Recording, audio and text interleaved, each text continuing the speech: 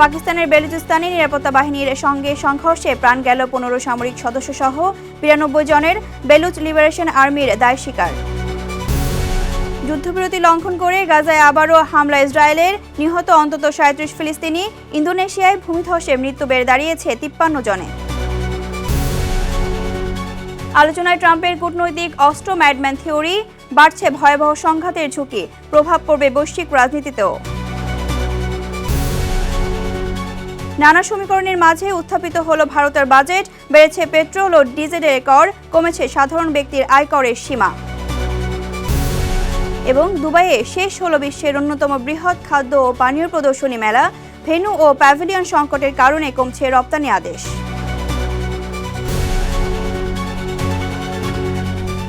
বিশ্বজুড়ে ঘটে যাওয়া দিনের গুরুত্বপূর্ণ ঘটনাবলী নিয়ে আরটিভির নিয়মিত আয়োজন সারাদিনের বিশ্বে আপনাদের সঙ্গে আছে আমি আমরিন নিফা। পাকিস্তানের বেলুচিস্তানের বিভিন্ন শহরে নিরাপত্তা বাহিনীর সঙ্গে সংঘর্ষে অন্তত 92 জন নিহত হয়েছেন। অভিযানের সময় নিরাপত্তা বাহিনীর 15 জন সদস্যও নিহত হয়েছেন। শনিবারের এই অভিযানে এমন হতাহতের ঘটনার কথা জানিয়েছে দেশটির সেনাবাহিনী। এক প্রতিবেদনে এমনই তথ্য উল্লেখ করেছে বার্তা সংস্থা রয়টার্স। পাকিস্তান এই হামলার জন্য ভারতকে দোষারোপ করছে। দেশটির আইএসপিআর বলছে, ভারতীয় মদতপুষ্ট সন্ত্রাসীরা হামলায় বিভিন্ন স্থাপনা বা শহরের নিয়ন্ত্রণ নেওয়ার প্রচেষ্টা নস্যাৎ করে দিয়েছে নিরাপত্তা বাহিনী। এদিকে এমন হামলার দায় স্বীকার করেছে দেশটির নিষিদ্ধ ঘোষিত বিচ্ছিন্নতাবাদী গোষ্ঠী বেলুচ লিবারেশন আর্মি। তারা দাবি করেছে, প্রদেশ জুড়ে একযোগে হামলায় তারা 84 জন নিরাপত্তা কর্মীকে হত্যা করেছে। যুদ্ধবিরতি লঙ্ঘন করে গাজায় আবারও হামলা করেছে ইসরায়েল। এতে নিহত হয়েছে আরও অন্তত 37 ফিলিস্তিনি। নিহতদের মধ্যে 6 শিশুও আছে। সংবাদ মাধ্যম আল জাজিরা বলছে, স্থানীয় সময় বৃহস্পতিবার ভোর থেকে গাজা শহর ও খান ইউনিসে হামলা চালানো হয়। এ হামলা এমন এক সময়ে গাজায় হলো যখন দীর্ঘ 8 মাস পর রোববার মিশরের সঙ্গে যুক্ত রাফা সীমান্ত ক্রসিং পুনরায় খোলার কথা চলছে। গাজার সরকারি মিডিয়া অফিস জানায়, যুক্তরাষ্ট্রের মধ্যস্থতায় গত 10 অক্টোবর যুদ্ধবিরতি কার্যকর হওয়ার পর থেকে এ পর্যন্ত গাজায় নিহত হয়েছেন 5 শতাধিক ফিলিস্তিনি। উপত্যকাটিতে 2023 সালের অক্টোবর থেকে শুরু হওয়া ইসরায়েলি আগ্রাসনে নিহত হয়েছে প্রায় 72,000 ফিলিস্তিনি। ইন্দোনেশিয়ার জাভা দ্বীপে সংঘটিত ভূমিধসে নিহত বেড়ে দাঁড়িয়েছে 53 জনে। এখনও নিখোঁজ আছেন অন্তত আরও 10 জন। প্রবল বর্ষণের ফলে রাজধানীর জাকার্তায় 1 সপ্তাহ আগে ভূমিধসের এই ঘটনাটি ঘটে। এতে 50-এরও বেশি ঘরবাড়ি ক্ষতিগ্রস্ত হয়। বাস্তুচ্যুত হয় প্রায় 650 জন। সেনাবাহিনী, পুলিশ ও স্বেচ্ছাসেবকদের সহায়তায় কাদার নিচে চাপা পড়া মানুষদের খুঁজে বের করার চেষ্টা চলছে। স্থানীয় অনুসন্ধান ও উদ্ধার সংস্থার প্রধান জানান, শনিবার পর্যন্ত 53 জনের মরদেহ উদ্ধার ও শনাক্ত করা হয়েছে। এর আগে নিহতের সংখ্যা ছিল 44 জন। মধ্য আফ্রিকার দেশ ডেমোক্রেটিক রিপাবলিক অব কঙ্গোর পূর্বাঞ্চলে ভয়াবহ খনি ধসের ঘটনা ঘটেছে। স্থানীয় সময় বুধবার উত্তর কিভু প্রদেশের রুবায়া শহরে এই ঘটনা ঘটে। এতে নিহত হয়েছেন 2 শতাধিক মানুষ। উত্তর কিভু অঞ্চলের গভর্নরের মুখপাত্র জানান, ভারী বৃষ্টিপাতের কারণে এই দুর্ঘটনা ঘটেছে। দুর্ঘটনার সময় খনির ভেতরে বহু শ্রমিক আটকা পড়ে। নিহতের সংখ্যা আরও বাড়তে পারে বলে আশঙ্কা করা হচ্ছে। দুর্ঘটনার সময় খনিটিতে কাজ করছিলেন নারী ও শিশুরাও। খনিটির সাবেক এক তত্ত্বাবধায়ক জানান, খনির অবকাঠামো যথাযথভাবে রক্ষণাবেক্ষণ করা হয়নি। নিরাপত্তা ব্যবস্থার ঘাটতির কারণেই দুর্ঘটনার ঝুঁকি বেড়েছে এবং উদ্ধার কাজও ব্যাহত হচ্ছে। এদিকে দুর্ঘটনাস্থলে উদ্ধার অভিযান চলছে। তবে দুর্গম এলাকা ও অব্যাহত বৃষ্টিপাতের কারণে উদ্ধার তৎপরতা ব্যাহত হচ্ছে। আলোচনায় মার্কিন প্রেসিডেন্ট ডোনাল্ড ট্রাম্পের ম্যাডম্যান থিওরি। ম্যাডম্যান থিওরি আসলে কি? এটি হলো ভয় ও অনিশ্চয়তাকে কূটনৈতিক অস্ত্র হিসেবে ব্যবহার করার একটি কৌশল, যা কার্যকর হতে পারে, আবার ভয়াবহ সংঘাতের ঝুঁকিও বাড়াতে পারে। ট্রাম্পের এই ম্যাডম্যান থিওরি কি নতুন করে অস্থির করে তুলছে মধ্যপ্রাচ্য? ইরানকে চাপে রাখতে মার্কিন প্রেসিডেন্টের সামরিক হুমকি ও শক্তি প্রদর্শনের কৌশল কতটা কার্যকর হবে, নাকি উল্টো বিপদ ডেকে আনবে? বিশেষজ্ঞরা বলছেন, ট্রাম্পের শক্তি প্রদর্শনের রাজনীতি স্বল্পমেয়াদে কিছু কূটনৈতিক সাফল্য আনতে পারে, তবে দীর্ঘমেয়াদে এটি মধ্যপ্রাচ্যকে আরও অস্থির করে তুলবে, যার প্রভাব পড়বে বৈশ্বিক রাজনীতিতেও। আরও জানাচ্ছেন ইমতিয়াজ আহমেদ। মার্কিন প্রেসিডেন্ট ডোনাল্ড ট্রাম্পের পররাষ্ট্রনীতিতে আবারও ফিরে এসেছে তথাকথিত ম্যাডম্যান থিওরি। শত্রুপক্ষকে ভয় দেখিয়ে আলোচনায় বসতে বাধ্য করার এই কৌশলের কেন্দ্রে এবার ইরান।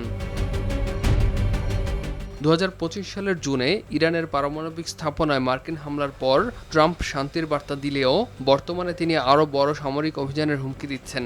সেই সঙ্গে ইরানি জলসীমার দিকে জড়ো করছেন মার্কিন যুদ্ধজাহাজ ও এয়ারক্রাফট ক্যারিয়ার। ট্রাম্প প্রশাসনের দাবি, এ চাপ প্রয়োগের লক্ষ্য ইরানকে একটি নতুন চুক্তিতে রাজি করানো, যেখানে ইরানকে পারমাণবিক কর্মসূচি বন্ধ, ব্যালিস্টিক ক্ষেপণাস্ত্র সীমিতকরণের মতো শর্ত জুড়ে দেওয়া হয়েছে। এই কৌশলের শিকড় জানতে হলে ফিরে যেতে হবে 1960-এর দশকে। সাবেক মার্কিন প্রেসিডেন্ট রিচার্ড নিক্সনের সময়কালে শুরু হওয়া ম্যাডম্যান থিওরিটি হলো শত্রুকে এমন অবস্থায় ফেলা যেন তারা বুঝতে না পারে যুক্তরাষ্ট্র কতদূর যেতে পারে। এটি যুক্তরাষ্ট্রের একটি কৌশলগত পররাষ্ট্রনীতি, যার মূল উদ্দেশ্য শত্রুপক্ষকে ভয় দেখিয়ে সিদ্ধান্ত নিতে বাধ্য করা। এ তত্ত্বের ধারণা হলো একজন রাষ্ট্রনেতা নিজেকে এমনভাবে উপস্থাপন করবেন যেখানে তিনি অপ্রত্যাশিত, আবেগপ্রবণ ও যে কোনো চরম সিদ্ধান্ত নিতে প্রস্তুত থাকবেন। এতে শত্রুপক্ষ মনে করবে পরিস্থিতি নিয়ন্ত্রণের বাইরে চলে যেতে পারে, আর তাই শত্রুপক্ষ সমঝোতায় আসতে বাধ্য হবে।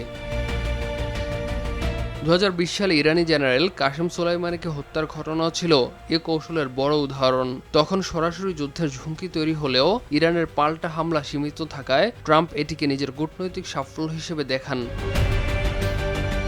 ট্রাম্পের দ্বিতীয় মেয়াদে এ কৌশল আরও জোরালো হয়। ভেনেজুয়েলার প্রেসিডেন্ট নিকোলাস মাদুরোকে সস্ত্রীক অপহরণ এবং ইরানের বিরুদ্ধে কঠোর অবস্থান এর সবশেষ উদাহরণ।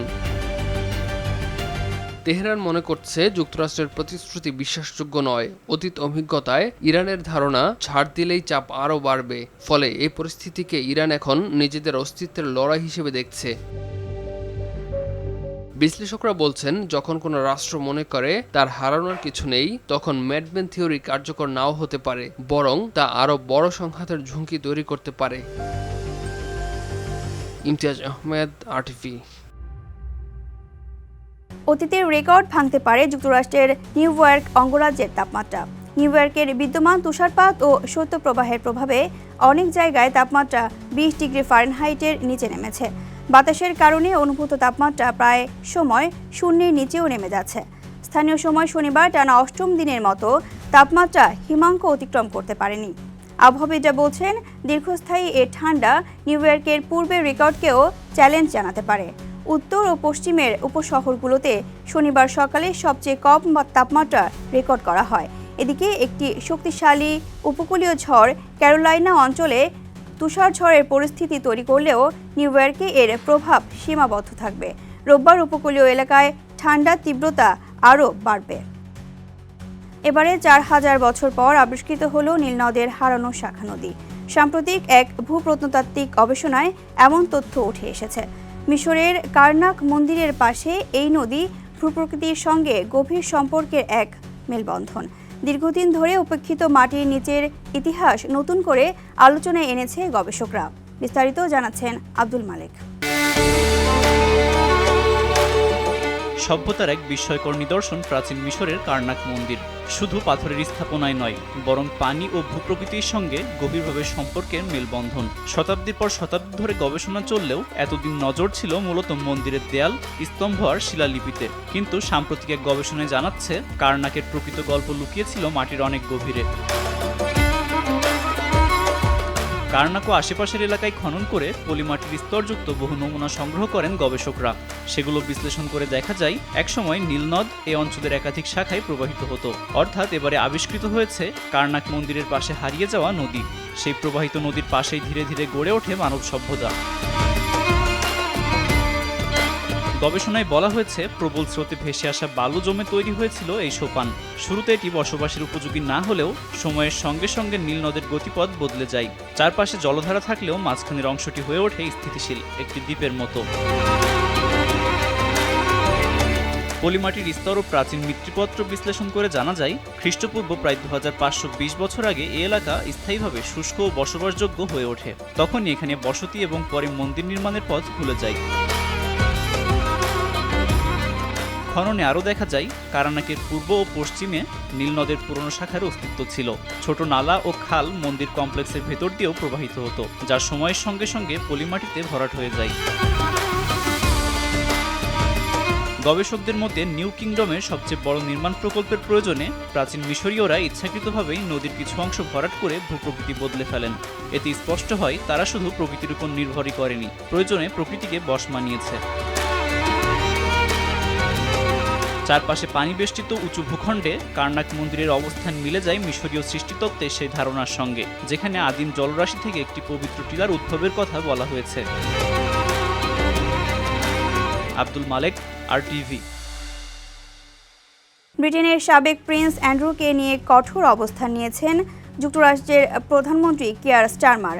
যৌন অপরাধী জেফ্রি অ্যাপস্টাইনের সঙ্গে নাম জড়ানোয় শনিবার স্টারমার জানান, অ্যাপস্টাইনের সঙ্গে সম্পর্কের বিষয়ে ব্যাখ্যা দিতে অ্যান্ড্রুর উচিত মার্কিন কংগ্রেসের কমিটির সামনে হাজির হয়ে সাক্ষ্য দেওয়া। জাপান সফরের পথে বিমানে সাংবাদিকদের সঙ্গে আলাপকালে এই মন্তব্য করেন স্টারমার। বলেন, যাদের কাছে তথ্য আছে তাদের উচিত তা যথাযথভাবে তুলে ধরা। ভুক্তভোগীদের পাশে দাঁড়াতে চাইলে অবশ্যই তদন্তে সহযোগিতা করতে হবে বলেও জানান কিয়ার স্টারমার। শুক্রবার অ্যাপস্টেইনের সংক্রান্ত প্রকাশিত ফাইলে দেখা যায় 2008 সালে অ্যাপস্টেইন শিশু যৌন অপরাধে দোষী সাব্যস্ত হওয়ার পরেও প্রায় 2 বছর অ্যান্ড্রু তার সঙ্গে নিয়মিত যোগাযোগ রেখেছিলেন। ভারতে 2026-27 অর্থ বছরের বাজেট পেশ করা হয়েছে। বিশ্বের রাজনৈতিক উত্তেজনা, আন্তর্জাতিক বাণিজ্য ঘাটতি ও মার্কিন প্রেসিডেন্ট ডোনাল্ড ট্রাম্পের রাশিয়ান ক্রুড তেল কেনার কারণে ভারতকে আরোপিত শুল্কসহ নানা সমীকরণের মাঝেই উত্থাপিত হল এবারের বাজেট। এবারের বাজেটে অর্থমন্ত্রী নির্মলা সীতারমণ পেট্রোল ও ডিজেলের উপর এক্সাইজ ডিউটি বাড়িয়ে সরকারি আয় বাড়িয়েছেন, তবে কমেছে সাধারণ ব্যক্তির আয়করের নির্ধারিত সীমা। বিস্তারিত জানাচ্ছেন আব্দুল মালেক। ভারতে প্রতি বছর বাজেট পেশ করা হয় 1 ফেব্রুয়ারি। এবছরও কেন্দ্রীয় অর্থমন্ত্রী নির্মলা সীতারামন 2026-27 অর্থ বছরের বাজেট পেশ করেছেন সংসদে। তবে নভেম্বরের মতো বাজেট পেশ করা নির্মলা করেছেন এক নতুন রেকর্ড। ভারত স্বাধীন হওয়ার পর এবারই প্রথম সাপ্তাহিক ছুটির দিন রোববার করা হয়েছে জাতীয় বাজেট ঘোষণা। এখন প্রশ্ন, কি থাকছে এই নতুন বাজেটে? কেন্দ্রীয় অর্থমন্ত্রী নির্মলা সীতারামন এবার 2026-27 অর্থ বছরের জন্য 54.1 লক্ষ কোটি রুপির কেন্দ্রীয় বাজেট উত্থাপন করেছে, যেখানে গত বাজেটের তুলনায় বার্ষিক 7.9% প্রবৃদ্ধি নির্ধারণ করা হয়েছে। রাজস্ব ঘাটতি 4.4% থেকে কমিয়ে 4.3% আনার লক্ষ্যমাত্রা নির্ধারণ করেছেন নির্মলা সীতারামন। বাজেটে বড় কিছু সিদ্ধান্তও এসেছে। নতুন কর ব্যবস্থায় 4 লক্ষ রুপি পর্যন্ত বার্ষিক আয়ে কোনো কর দিতে হবে না, যা আগে ছিল 3 লক্ষ রুপি। বেতনভোগী কর্মচারীদের জন্য তার নির্ধারণ করা হয়েছে বছরে 12,75,000 রুপি। নতুন এই কর আইন কার্যকর হবে আগামী 1 এপ্রিল থেকে। ডানকুনি সুরাত ফ্রেট করিডোর বা পশ্চিমবঙ্গ থেকে গুজরাট পর্যন্ত নতুন রেল যোগাযোগ স্থাপনেরও ঘোষণা এসেছে। অর্থমন্ত্রী প্রস্তাব দিয়েছে আরও 7টি রেল করিডোর উন্নয়নের। উড়িষ্যা থেকে শুরু করে 20টি নতুন অভ্যন্তরীণ জলপথ চালুরও সিদ্ধান্ত হয়েছে এ বাজেটে। ঘোষণা এসেছে মহিলাদের জন্য। দেশের প্রতিটি জেলায় কর্মজীবী মহিলাদের জন্য হবে সরকারি হোস্টেল। এদিকে স্বাস্থ্য খাতে বায়োটেকনোলজি ও ওষুধ শিল্পের জন্য 10,000 কোটি রুপির বায়োফার্মা শক্তি প্রকল্প শুরু হবে। নজর দেওয়া হয়েছে আধুনিক শিল্প এবং এআই শিল্পের উপরও। সেমিকন্ডাক্টর গবেষণার জন্য 40,000 কোটি রুপি বরাদ্দ ঘোষণা শুরু হয়েছে। সেমিকন্ডাক্টর গবেষণার জন্য 40,000 কোটি রুপি বরাদ্দ করে শুরু করা হয়েছে মিশন 2.0। এছাড়া ক্ষুদ্র মাঝারি শিল্পের জন্য 10,000 কোটি রুপির বিশেষ গ্রোথ ফান্ড তৈরি করা হয়েছে। এছাড়া বিদেশিরা সরাসরি ভারতীয় শেয়ার কিনতে পারেন অনুমোদন, 5টি মেডিকেল ট্যুরিজম হাব, কর ফাঁকির ক্ষেত্রে 100% জরিমানা, 3টি আয়ুর্বেদ ইনস্টিটিউট ও একটি ডিজাইন স্কুল, সারা দেশে 16,000 নতুন সেকেন্ডারি স্কুল তৈরি সহ নানা প্রকল্প হাতে নেওয়া হয়েছে। আব্দুল মালেক, RTV। সংযুক্ত আরব আমিরাতের দুবাইয়ে শেষ হলো বিশ্বের অন্যতম বৃহৎ খাদ্য ও পানীয় প্রদর্শনী মেলা গালফুড 2026। 5 দিন ব্যাপী এই আন্তর্জাতিক বাণিজ্য আসরে বাংলাদেশ প্রায় $17 মিলিয়ন সম্ভাব্য ক্রয়দেশ পেলেও আগের তুলনায় তা অনেকটাই কম। ব্যবসায়ীদের অভিযোগ, ভেন্যু ও প্যাভিলিয়ন সংকটের কারণে কমছে রপ্তানি আদেশ। দুবাই থেকে SM সাফায়েতের রিপোর্ট। দুবাই এক্সিবিশন সেন্টার ও ট্রেড সেন্টারের পৃথক দুটি ভেন্যুতে শেষ হলো বিশ্বজুড়ে খাদ্য ও পানীয় উৎপাদনকারীদের সবচেয়ে বড় মিলন মেলা গালফুড 2026। 5 দিনের এই আসরে বাংলাদেশের প্রাপ্তি প্রায় $17 মিলিয়ন সম্ভাব্য ক্রয়াদেশ। তবে আন্তর্জাতিক মঞ্চে দেশের ব্যবসায়িক পরিসংখ্যান বলছে ভিন্ন কথা। চলতি বছর মেলায় অংশ নেওয়া বাংলাদেশের 34টি প্রতিষ্ঠান মাত্র $1 কোটি নিশ্চিত ক্রয়াদেশ পেয়েছে, অথচ গত বছরও এর পরিমাণ ছিল প্রায় $3.5 কোটি। আর 2024 সালে যা পৌঁছেছিল প্রায় 10 কোটিতে। ব্যবসায়ীদের দাবি ভিসা জটিলতা, ভেন্যু পরিবর্তন এবং যথাস্থানে প্যাভিলিয়ন না পাওয়ার কারণেই কমেছে এই ক্রয়াদেশ। হলগুলিতে কিন্তু রেসপন্সটা ভালো, আর আমরা যেটা পেয়েছি বাংলাদেশ প্যাভিলিয়নটা কিন্তু এখানে একটা টেন্টে দেওয়া হয়েছে, এবং প্রথম কথা যে মূল যে ভেন্যুটা ওয়ার্ল্ড ট্রেড সেন্টার ওইটাকে দেখে শেষ করে 45 কিলোমিটার দূরে এই নতুন ভেন্যুতে প্রথমত লোকজন আসছে না। গালফ ফুড ফেয়ার এবার 2টা ভেন্যুতে হওয়ার কারণে আমরা যে প্রত্যাশা নিয়ে এখানে এসেছিলাম সেই প্রত্যাশা আমাদের পূরণ হয় নাই, কারণ আপনি জানেন যে ওয়ার্ল্ড ট্রেড সেন্টার বিশ্বের সকল কাস্টমারদের কাছে এটা একটা পরিচিত সেন্টার, আর এই জায়গাটা একবার সম্পূর্ণ নতুন, যেখানে আমরা প্রতি বছরই যে সাড়াটা পাই আশানুরূপ সেই সাড়াটা আমরা এবার পাই নাই। যদিও রপ্তানি ও ক্রয়াদেশের এই নিম্নমুখী চিত্রে খুব একটা বিচলিত নন রপ্তানি উন্নয়ন ব্যুরো ইপিবির পরিচালক মোহাম্মদ ওয়ারেস হোসেন। তিনি জানান, পরিস্থিতি সাপেক্ষে ফলাফল সন্তোষজনক। বলবো না যে আমরা রপ্তানির দিক থেকে খুবই খুশি, তবে আমরা সন্তুষ্ট এবং আমরা চেয়েছিলাম আরও বেশি রপ্তানি করতে। আশা করি নতুন ভেন্যু হিসেবে এটি যেমন শুরু হলো, আগামীতে এটি আরও বেশি সাফল্য আমরা পাব, সেই বিবেচনাতেই আমরা আগামী বছর অংশগ্রহণ করব। সন্তোষ প্রকাশ করেছেন নতুন উদ্যোক্তা ও অংশগ্রহণকারীরাও। পণ্যের প্রতি গ্রাহকদের আকর্ষণ ও নতুন বাজার সৃষ্টির সম্ভাবনা দেখছেন তারা। আলহামদুলিল্লাহ, গালফ ফুডে আমরা এবার প্রথমবারই জয়েন করেছি। সো গালফ ফুডও এবার একটা নতুন ট্রানজিশনের মধ্যে দিয়ে যাচ্ছে, ডিডব্লিউটিসি থেকে এক্সিবিশন সেন্টারে আসছে। যদিও ওভারঅল ভিজিটর যদিও কম ছিল, বাট কোয়ালিটি অফ ভিজিটর ভালো ছিল এই বছর। সো আমরা খুবই ভালো রেসপন্স পেয়েছি। ইয়েস, আমরা অনেক পজিটিভ লিডস পেয়েছি। ইনশাল্লাহ আমরা ফলো আপ করলে I think this will be a good response for us.